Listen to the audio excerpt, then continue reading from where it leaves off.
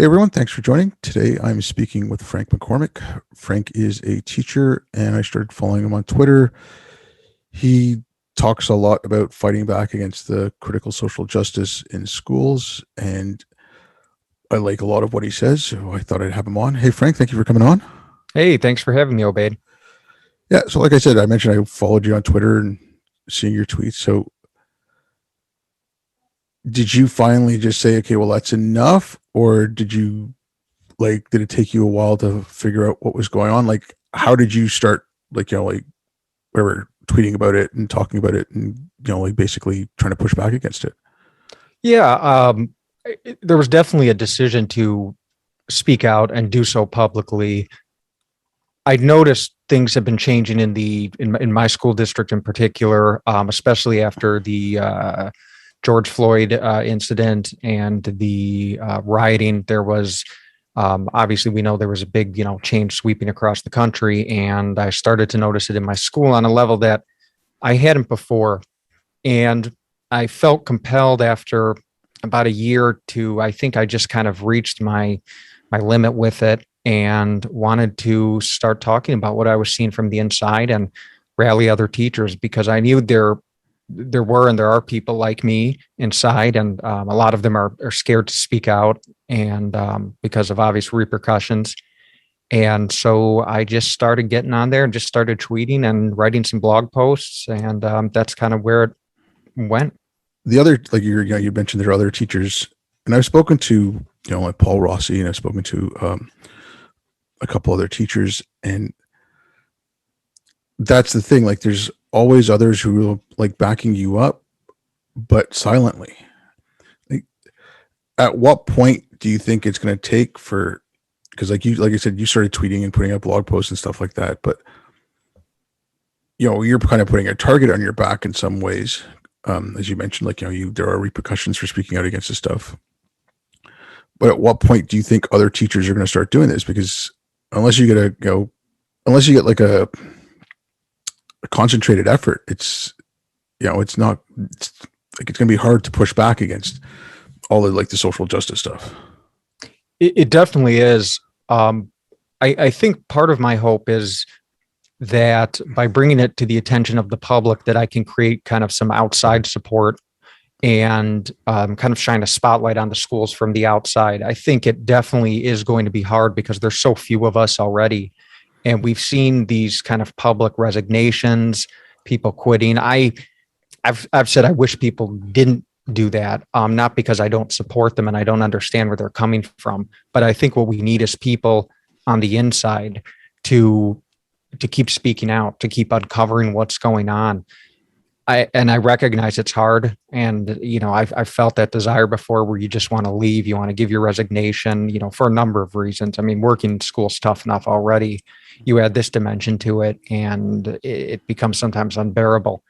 I'll tell you, I'm not very optimistic about change happening from the inside. I think it's going to take a significant amount of outside pressure from parents and the general public to really change things. And my hope is that, maybe it won't require every teacher like me to come together. Maybe some of us speaking out, bringing attention to this and telling parents, like, we need your support. We need you to go to school board meetings. We need you to hold your school board accountable. I think the public's been kind of asleep at the wheel for a while, and they're kind of just waking up now.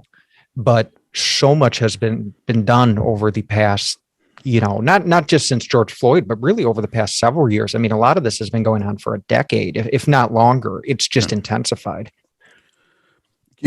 Along with, like, the parents getting involved, which 100% agree with you there, but I've looked at some of the other things around this. So there's a couple of states that have passed free range kids laws, and I think that therein lies part of the problem. Like, parents have to be with their kids all the time. Like, you're taking your kids everywhere. You can't leave them alone. If you let your 10-year-old go to the park, you might get a knock on the door from Child Protective Services. And then even if parents, like, kind of looked at the curriculum or kind of looked at the syllabus and said, okay, whatever, we're learning about social justice or we're learning about anti-racism or whatever, it sounds good. and they don't go any further than that. I think last year, like, with the pandemic and homeschooling and distance learning and all that, parents started to realize what was actually being taught.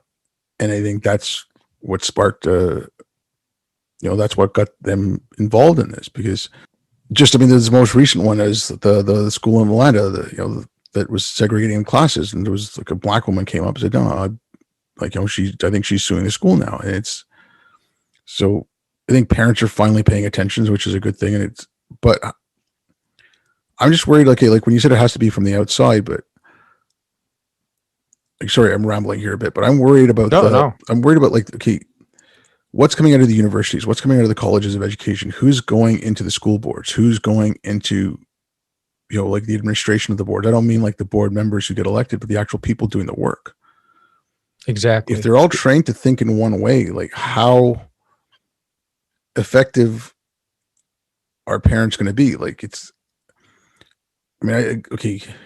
think you're going to need parents, legislation, teachers, and those board members who don't agree with this. I think it just, until you get all that working together, I don't think you're gonna have much luck having long-term effects. You might just have like a holding pattern.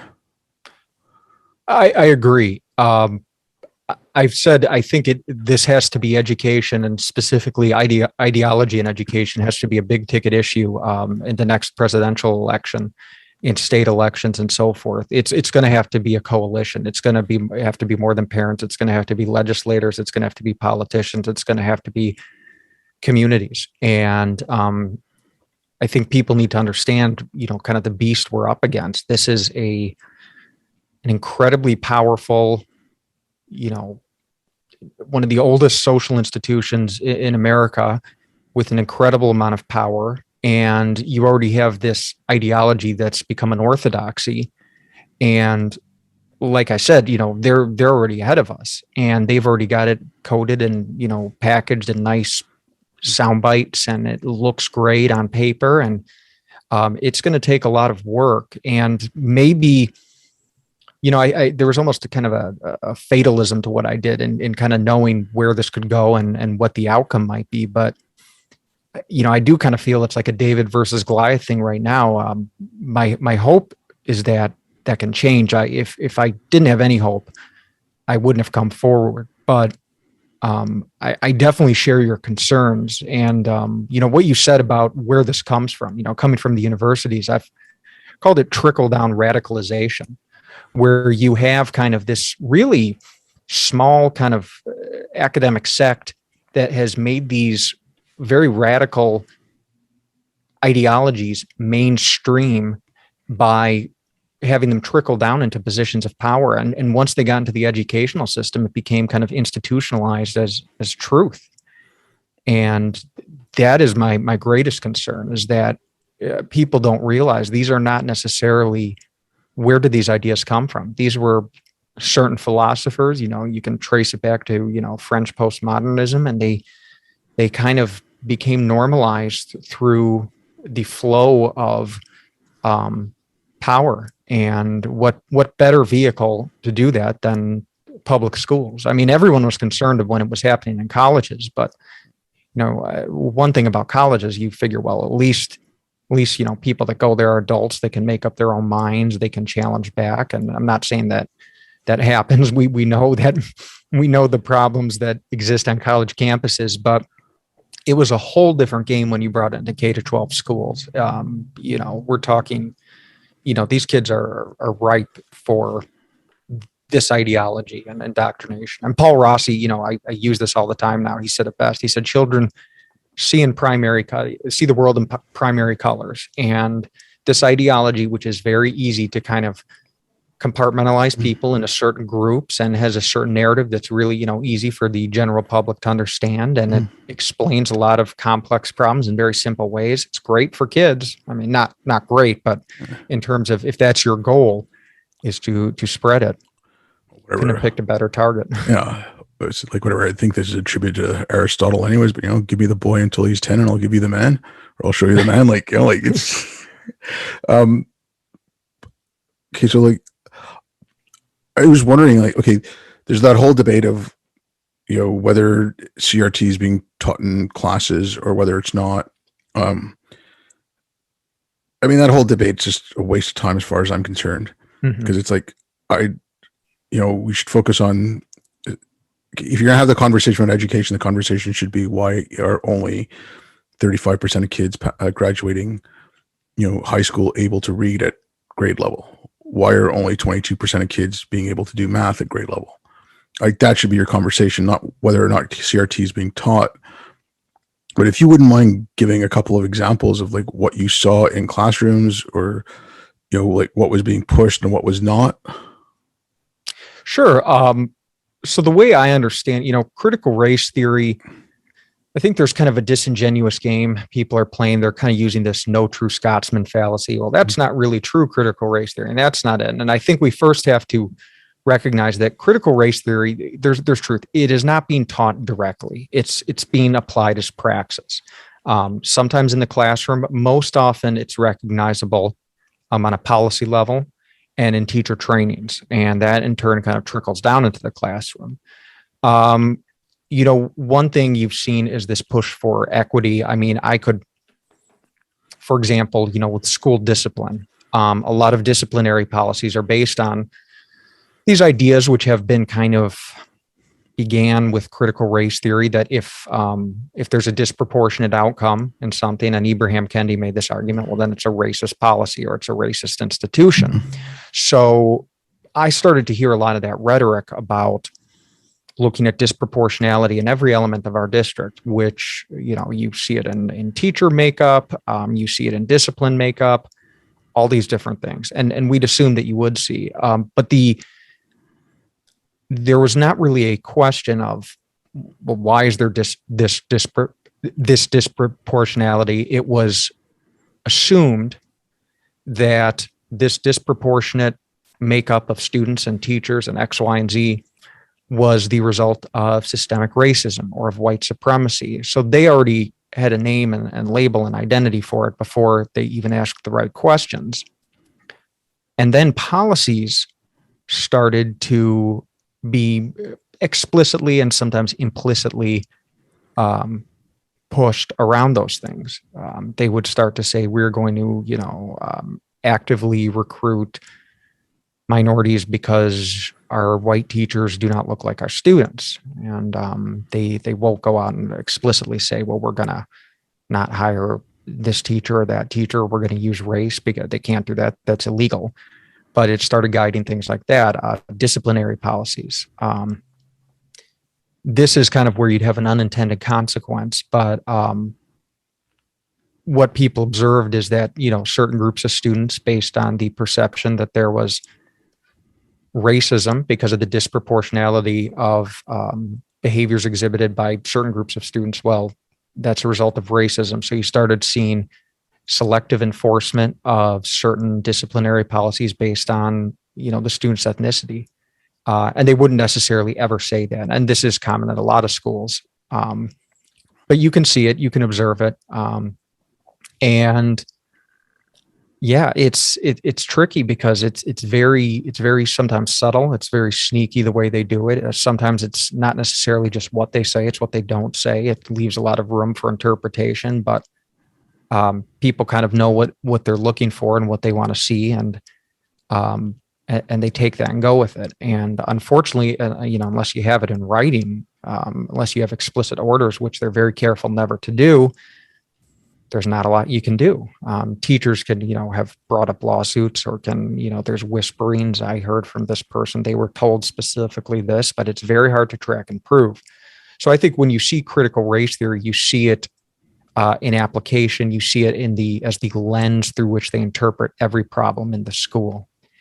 And their big solution now to this, specifically their big focus is on the disproportionate number of specifically Black students getting suspended or having behavioral altercations, or lagging behind in test scores. And their argument is, well, this is due to implicit bias or systemic racism or white supremacy or whatever you want to call it. And so their solution, at least for teachers, has been something called culturally relevant pedagogy. And that is supposed to be kind of the panacea that's supposed to fix a lot of these things. And so they've kind of put this discrepancy on teachers and said, well, it's you guys. You whether or not you admit you're racist, you obviously have some implicit biases. There can be no alternative explanation. So fix it through this kind of teaching strategy. Okay, but now, like when you see things like now, as far as I know, it's like New York, Oregon just did that. I mean, California was going on about that, where they're just getting rid of testing and they're getting rid of grades and they're getting now. I mean, the same people who are cheering that on, and we're laughing at Trump, and rightfully so, when he said, "Okay, well, the number of COVID results are too high. Stop the testing." I mean, it's the same logic here. Yeah. Like, so that's what I don't get. Like, how instead of fixing the teaching, you're getting rid of the test. Like, how is that going to help students? Like, how is that going to help students to learn to read and write and do math? And, like how's that going to help society? How are they going to be able to function as adults if they can't do any of those things? Right. I mean, that's kind of the irony, right? So they look at these ethnic disparities in, for example, say literacy scores, and they don't like what they see. And, there's a few angles. They can blame the teachers. They can say they're not being culturally responsive. If they were, that, you'd have higher scores among Black students in this group and that group, more in line with white students. They don't bring up Asian students really because that's problematic for their narrative, or they include them with white. And the other solution, as you mentioned, is to just to blame the actual system itself, to say, well, the system that produced these inequalities, the grading system. Now we might say, well, it didn't produce the inequalities; it recorded them, it measured them, and you didn't like what you saw. So they said, well, no, it produced them, and therefore it's per Ibrahim Kendi's logic, which has kind of become mainstream, it's then a racist tool, or it's a racist system, and so to get rid of it is to, I don't know, make the problem go away. Now they'll tell you though that, well, we're not getting rid of assessment, we're getting rid of grading, we are using alternative ways, culturally relevant ways of assessing student learning, because there's this idea that there's many ways to measure intelligence, and this has been kind of disproven. We're using kind of Western white Anglo ways of measuring intelligence, measuring performance and assessment and teaching, and so that is their argument. I'm not saying I buy it at all, but that's what they're going to say. Why they're scrapping this is they're going to they're going to have alternative assessments, is what they would call them, and if it sounds crazy, it's because it is. I mean, sometimes they'll talk about, well, instead of having students write a paper, they can rap it, or now to me that sounds racist. And I've heard other people comment the same thing, but they kind of they have the power over these kind of decisions. They claim the moral authority, so what they say goes. What is racist, and what is not, even if it looks and is, well, because they said it isn't, it isn't. That's what's so difficult, is that, I think these people kind of in power, these kind of ideologues, they have this moral authority to just make these decisions and do these things, and whatever they say goes. And, there's a lot of the public that rejects it, but within the system, I mean, it must have been popular to have these things passed. I mean, the unions weren't fighting against it. Schools weren't fighting against it. You mentioned the unions. I think you touched on this slightly before. Like, it's a big, powerful machine. I mean, just the fact that, the teachers union affected a decision by the CDC concerning masking kids. Now, if anything, the teachers union should be listening to the CDC, not the other way around. Like, like that's going to show you the power that these people have. Sure. You know, like it's crazy. Like that. Like if you want to get into the debate about masks and this and that, that's one thing. But the teachers union should not be leading that debate. Yeah, they have an incredible amount of power, and sometimes with the teachers union, it's not only what they say and promote, it's what they don't say. It's when they're selectively quiet on certain things and they're very vocal about others. So you can kind of read what they say. Um, the teachers unions are first and foremost concerned, I would say, as our schools in general, but with their own survival. They don't really have, at least I don't believe, they don't really have an ideology as we might think. Their primary goal is to survive, and they will go with whatever suits them in that purpose. I don't think they necessarily buy a lot of the stuff or necessarily believe it. I think it may come back to bite them, but it's advantageous now and they're going to go with it. Are they looking out for themselves? Are they looking out for the teachers at all? I mean, they're certainly not looking out for the students as far as I can tell. But like, do the teachers play any, like, I don't mean the teachers actually causing the unions to do whatever they do, but I'm just saying, like, when the union's taking things into consideration, do you think they even consider like the teachers when they come up with these policies, or are they just looking out for them solely for themselves? It's a good question. I mean, I think there's kind of a hierarchy of who they're most concerned with. And I think, first it's the institution and the leadership of the union.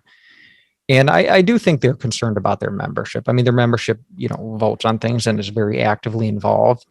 It's somewhat democratic in that sense, but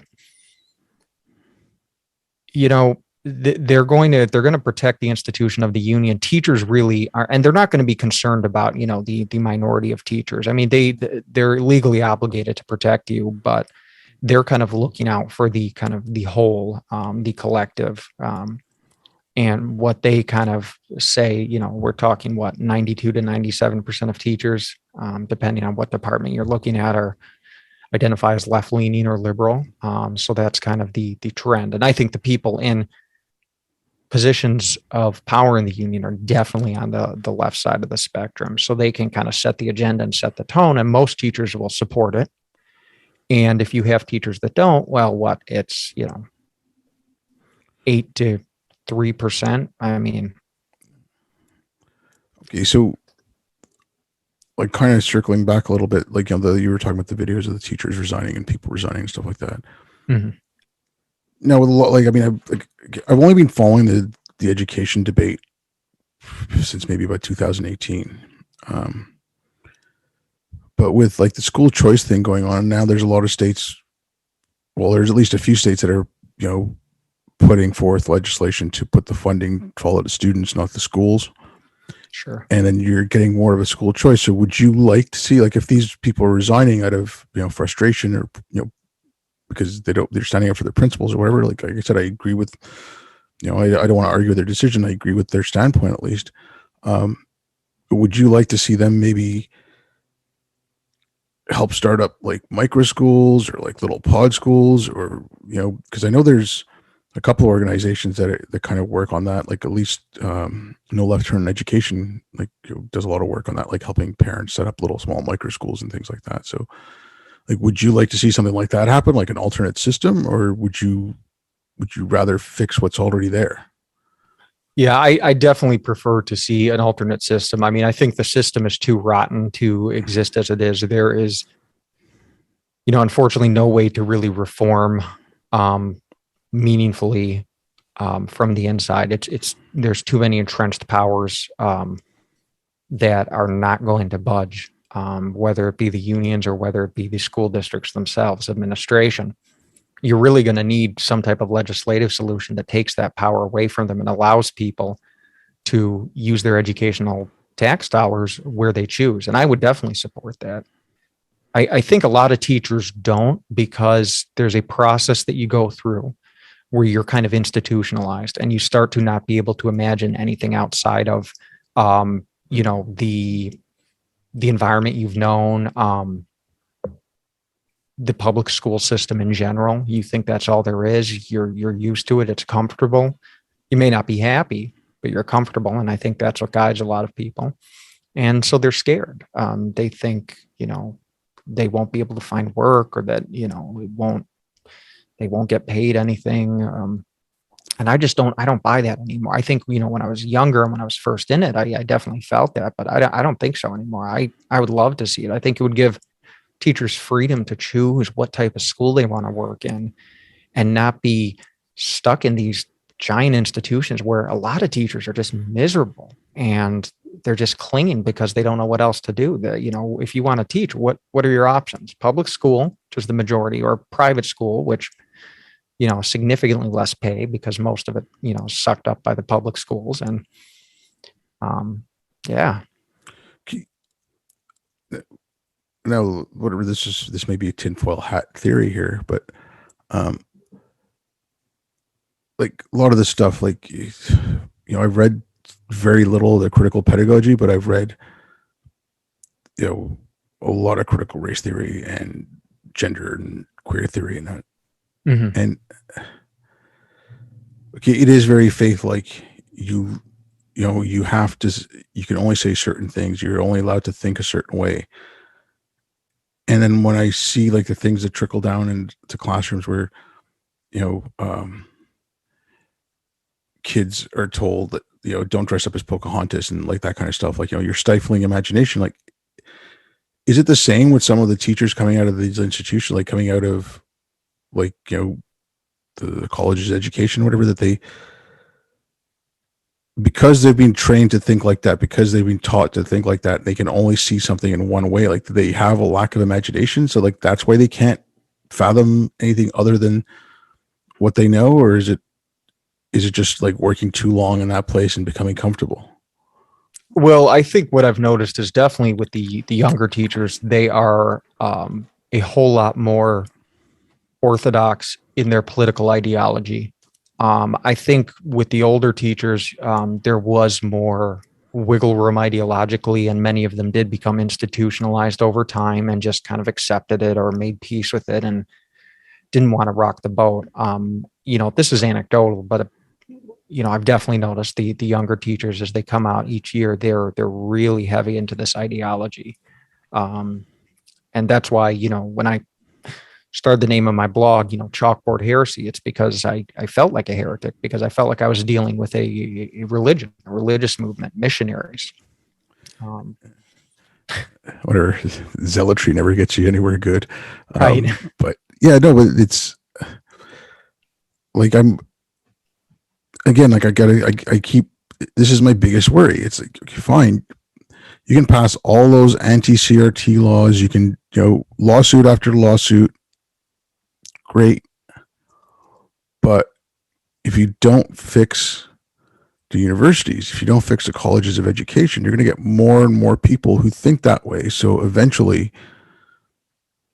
that stuff will get passed through. That's like, those legislations, like if a governor in a state right now puts out an anti-CRT curriculum law, 8 years down the road, you could have someone who's very far left, because that's all the universities have been churning out, who, executive order or whatever, just gets rid of that law. So, I mean, you're back at square one. Like I said, this is like, it's the, the Gramsci thing, the long march to the institutions. Like, they tried this in the 90s. It didn't work. Now they're coming back 30 years later. Like, they can, if it doesn't work now, they'll try to come back in another, like 20 years or whatever.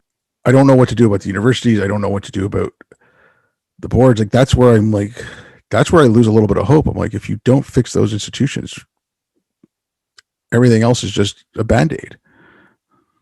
Yeah, and that's where there's really a sense of urgency too for me. And going back to where we started, why I decided to speak out. How much longer do we have with every year? More students that have been kind of inculcated into this ideology are graduating. They're becoming voters. They're making policy decisions. The trickle down kind of ideology that came from colleges and now is becoming mainstream in public schools.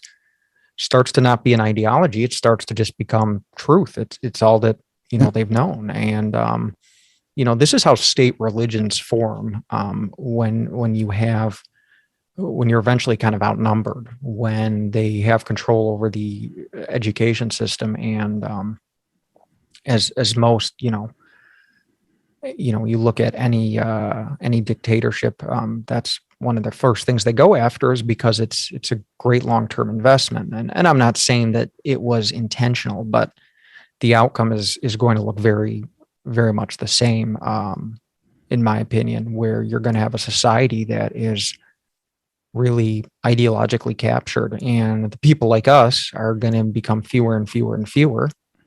And the social forces that keep people like you and I, from getting on, and talking about this stuff in public, they're going to become stronger, and people are going to be less likely to do it. It is a dismal view, but I say that to bring some sense of urgency to this issue. I used to think, can I afford to, lose my job? And then the question started becoming, can I afford to be quiet? I mean, how safe am I for how long? And I want other people to ask themselves that same question. Like, kind of sticking with this, like with the universities, because that really pisses me off to some extent. It's like the way academics rolled over. But when you, like, if you speak to parents or anything, like, what's their mood on this? Because I mean, a parent coming up and speaking at a school board meeting, and it's taped, and that video gets out or whatever, they stand to lose their job. They stand to lose everything. And like, where are the college professors who can come into those board meetings? And because I mean, they must have kids in schools around there as well, right? Maybe not in public schools, but it's going on in private schools as well. So I mean, they could come in and say, yeah, no, this is where this comes from. This is like, and that at least lends quite a bit to the parent side. But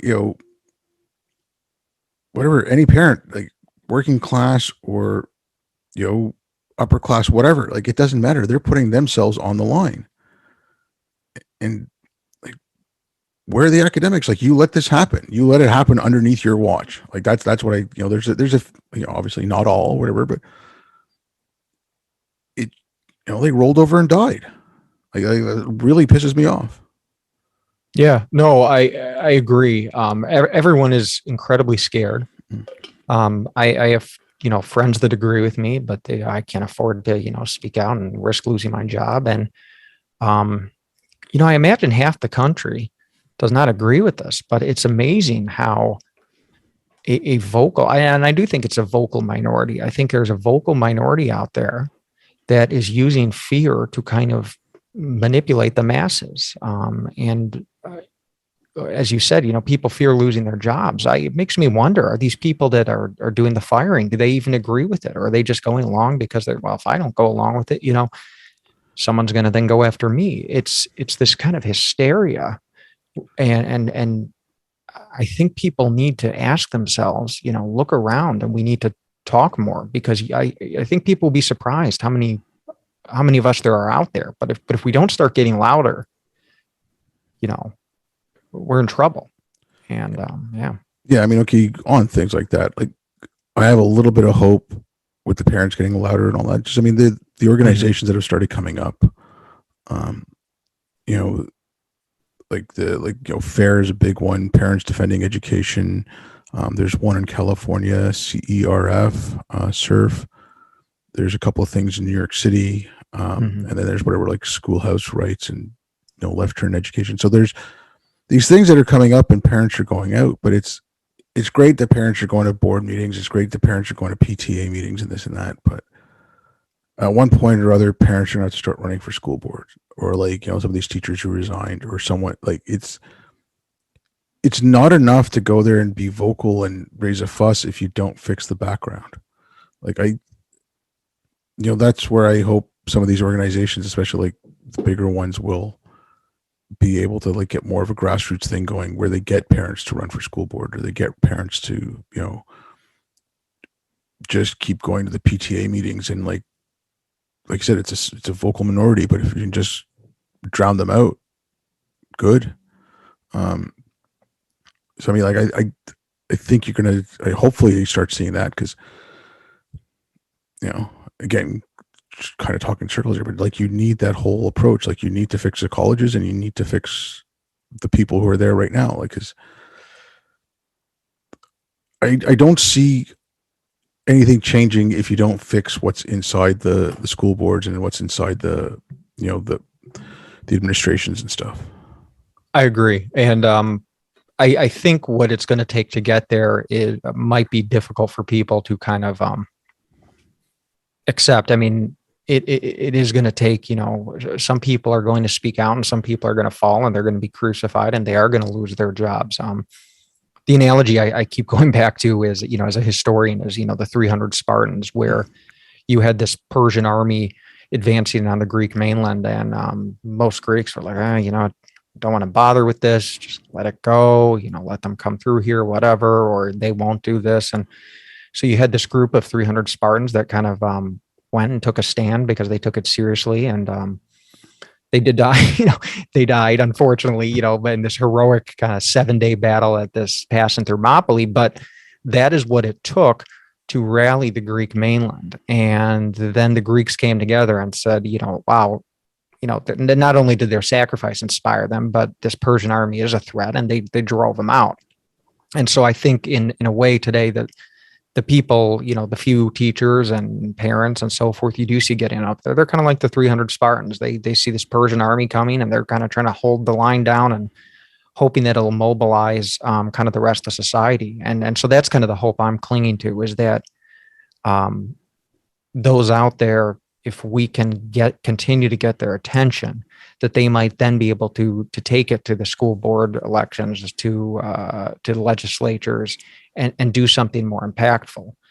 But we got to keep waking them up more, because until we do that, they're not going to move. And that's kind of my philosophy, even if it's a little dismal. Yeah, but like this fall semester, so like I guess schools are opening up any day now, right? Yeah, sure. So I mean, this curriculum's already gone through, so now, like, what advice would you give to parents on like what's going on in their kids' schools? Like, if the parents have the time, if the parents can, and they can follow what the kids are doing, like what would you ask them to look out for? What would you ask them to say, okay, what, if you see this kind of stuff, maybe, if they're reading Anti-Racist Baby, maybe you can get them to read, I guess Anti-Racist Baby, they'd be too young to read Huck Finn, but maybe you can get them to read something else, like when they come home, right? Like, so what kind of stuff would they have to look out for? And how would you suggest that, if they want to be a counter, or if they want to provide some ballast against what their kids are being taught in school, like, how would you suggest that they go about that?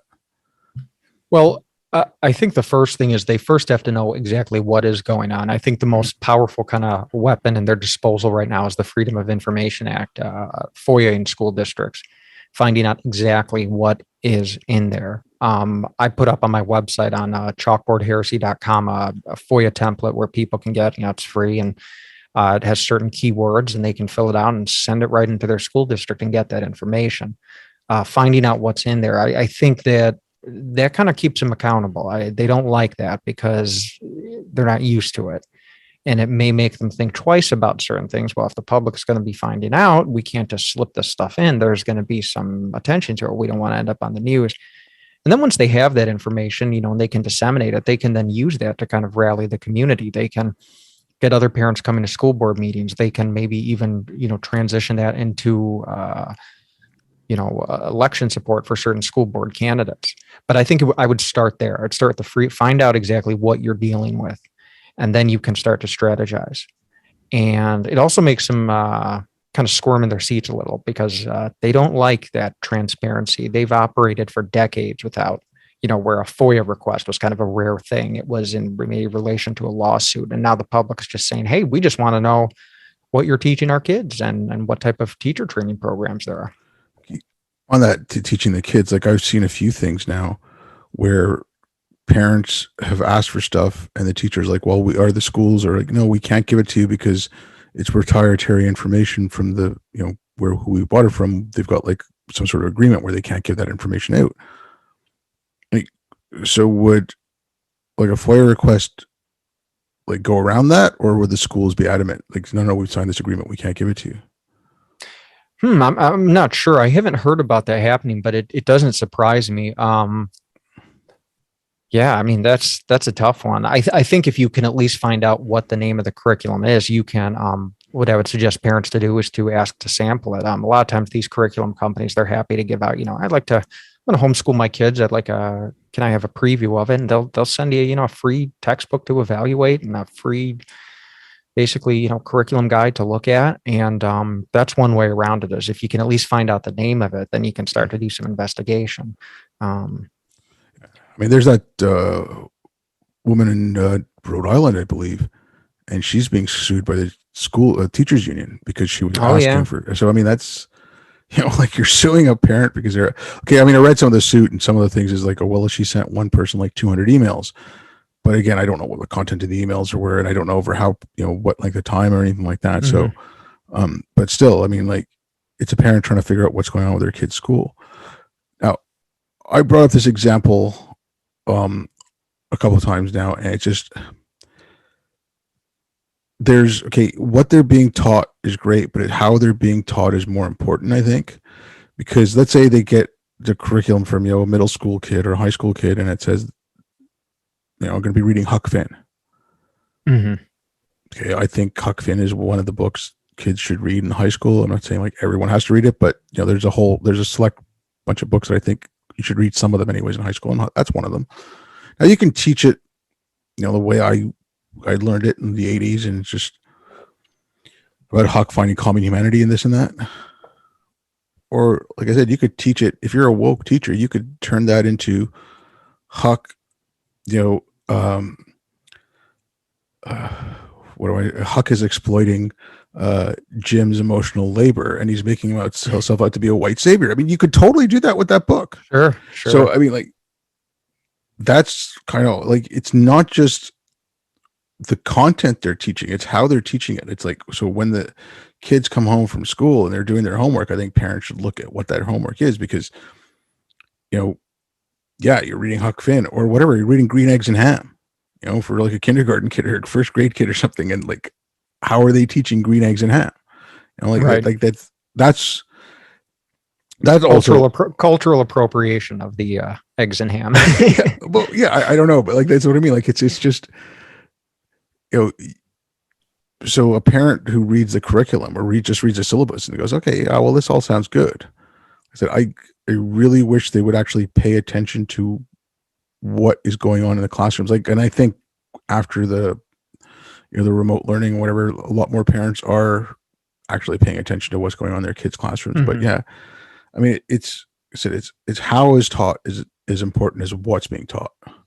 Yeah, I agree. And I think, I mean, again, this is labor for a lot of parents, but it's going to, asking teachers to provide curriculum maps, can I see your lessons? These are types of things that they can ask, and teachers may not be used to it, but they may, depending on, what school board policy is, they may be required to do that.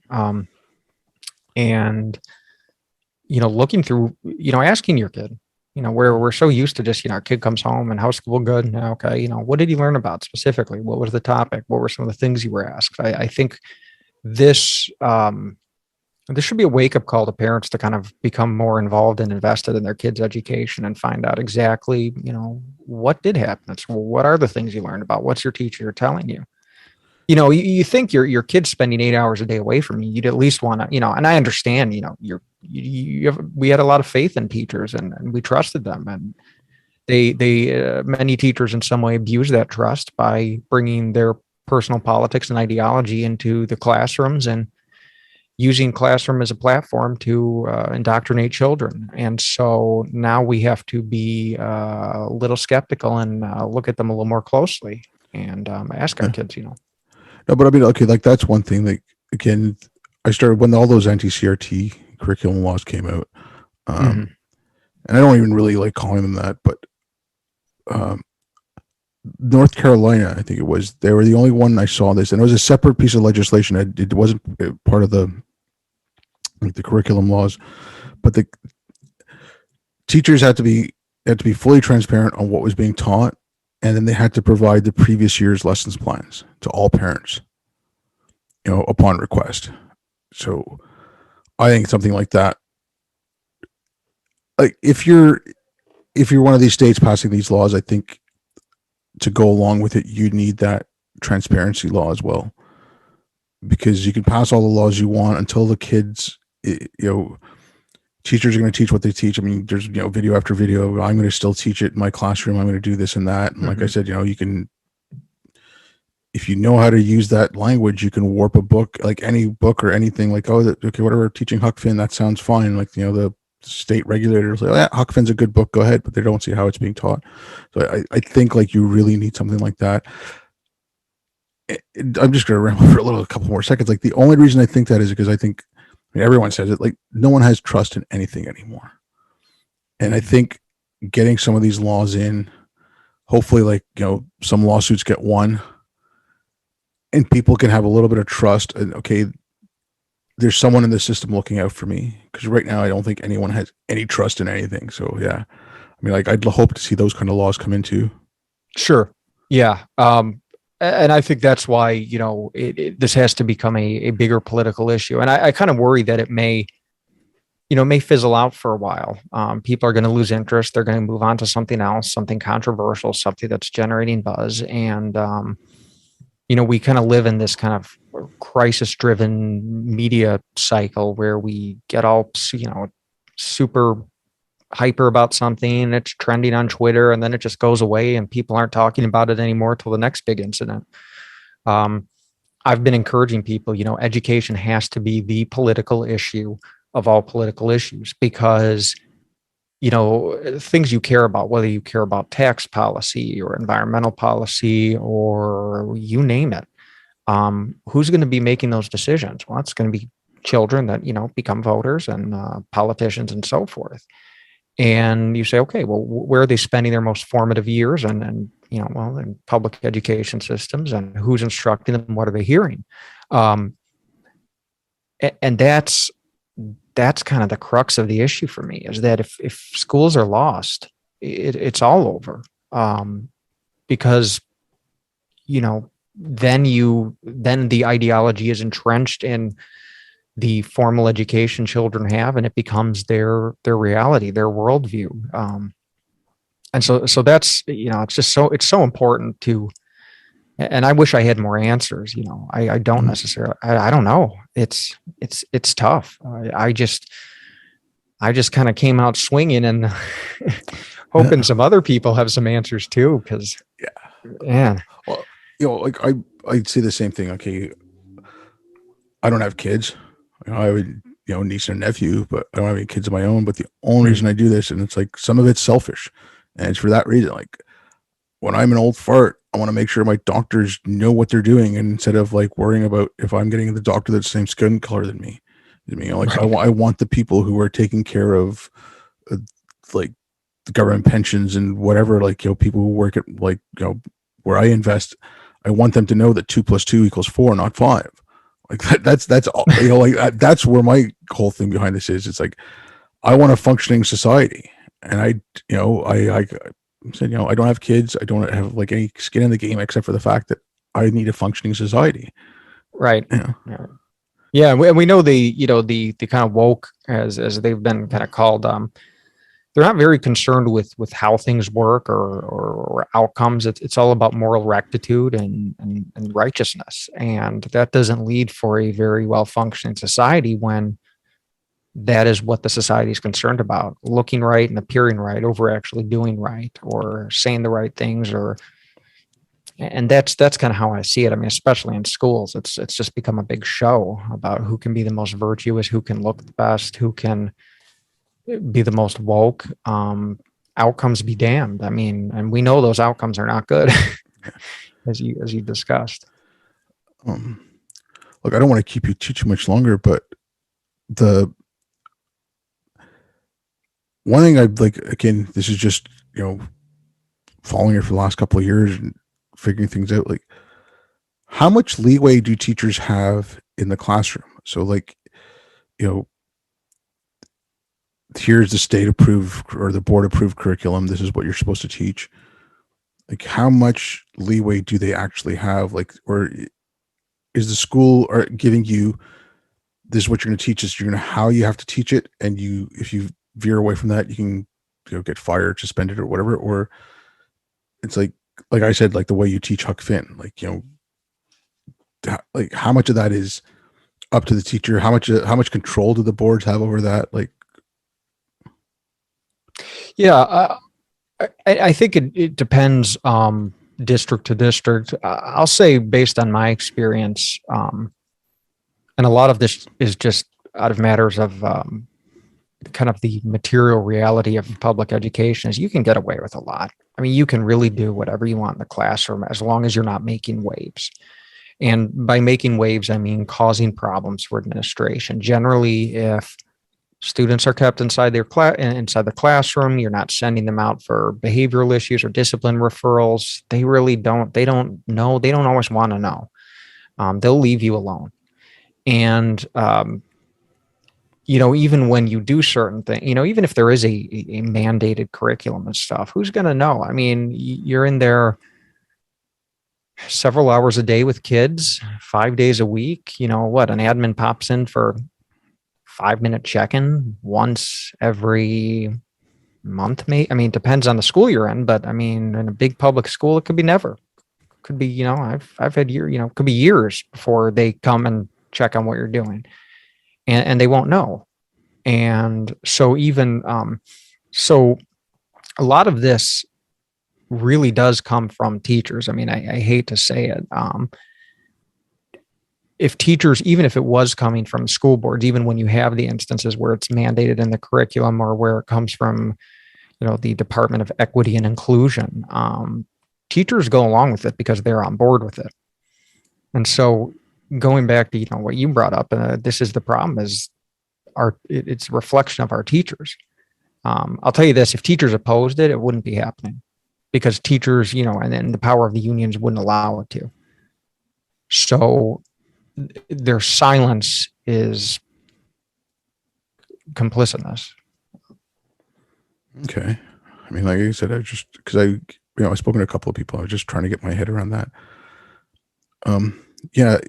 One last thing is this, like I've been following, it's like there's like donors choose and clears the lists. And so I'd spoken with Courtney Jones, the woman who kind of organized all that. And she set up the website, and, she's a teacher out of Texas. And I look at some of the wish lists of the teachers, and I keep bringing this one thing up, and it's like, and it's not just on one or two, but I've seen them on a lot of lists where teachers have pencil sharpeners for the classroom on their wish lists. And I'm like, okay, you're spending whatever, $20,000 an hour on Kendi, but you can't put pencil sharpeners in the classroom. Like, the priority on the budgeting, like, I mean, like, especially like after COVID and stuff, just hear the numbers of how much money was given to school unions and school boards, and they're wasting it on that. And I mean, if you just look up the hashtag clear the lists, you could just see like teacher after teacher just, they need supplies for their school. Some of it's just like cleaning supplies. Like some of it's okay, teachers got a special project, needs like certain headphones or whatever, but some of it, like I said, it's like pencil sharpeners and cleaning supplies. It's ridiculous. Yeah, no, it is. And the answer is a lot less exciting than I think, it's just incompetency. It's the money's there. It's just incompetency. It's a big public bureaucracy, and it's getting, an email that won't get replied to. And then you get the runaround, is there money for a pencil sharpener? And, it's easier to just reply, it's not in the budget. Maybe it's not, or maybe they just didn't care or didn't want to spend the time. But it's kind of a confluence of, I mean, it is one of the most incompetent institutions I've ever worked in, I've ever witnessed. That's why I do kind of reject when people kind of make, schools don't have enough money to buy. Oh, they have enough money. And if you look at what they're spending on DEI and all these other things, they absolutely have enough money. They're just incompetent. Yeah. Okay. Before I started looking into this, I was one of those people. I'm like, schools need more money. Like schools are, like it's just because you see like the schools in the inner cities and stuff. I'm like, yeah, they need money or whatever. No, it's like,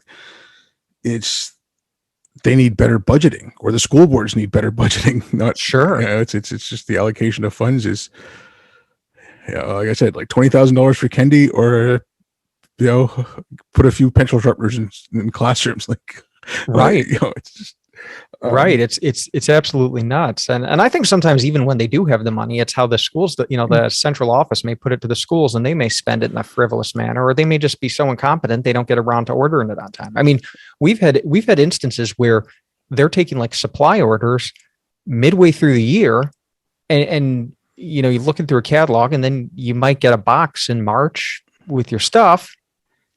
Or maybe you don't. Maybe it just, goes down a black hole and you never find out what happened. Hey, what happened to that order we placed as a team, and where's all the supplies? Oh, no one knows. I mean, it's just crazy. And that's a whole nother layer to this. I think what makes being a teacher hard is it's so demoralizing. I think that's why so many teachers, I take seriously the issue of when teachers say they're unhappy. I mean, there's truth to that. There's a lot of unhappiness there.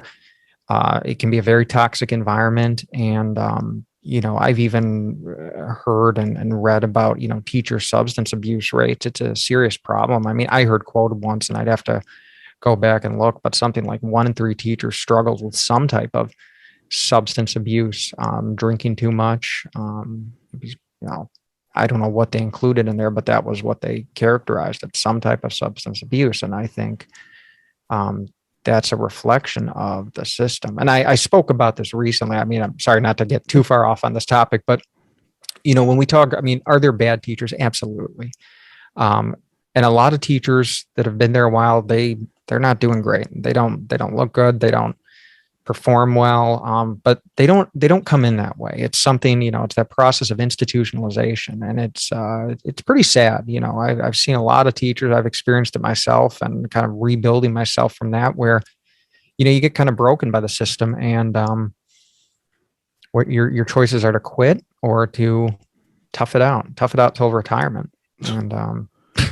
And sadly, I mean, a lot of teachers, they retire and they don't make it too long after. I mean, it was a guy I took over for. This was 10 years ago. He was a really, he's a terrible, incompetent teacher, and he probably wasn't always that way. And they kind of forced him into retirement, and he had a heart attack 3 months later. It's just, there's so much wrong with it. That's why, he was like, what are we going to, I say, the whole system needs to be broken down. It's so dysfunctional. It's so rotten. Yeah. I mean, it's sad to hear it. It's just, yeah. It's because if a good working education system, is actually, like we said many times, like, you absolutely need it. Look, like I said, I don't want to keep you too much longer, but if you want to let people know where they can get a hold of you, if you want to let them know your website, I'll put all the links down in the description anyway. Oh, yeah, sure. Go ahead. Yeah. My name's Frank. I'm at chalkboardheresy.com, on Twitter at CBHeresy. And just go give me a follow, check out the website. And, my inbox is always open, and my email. So, if you're a teacher and want some support, or want to share some stuff with me that I can share, or a parent, I'm happy to do that. All right, well, thanks a lot, Frank. Thanks for coming on. It's great talking to you. Thanks for having me. It was great talking to you. Thanks, everyone, for listening. I'll be back.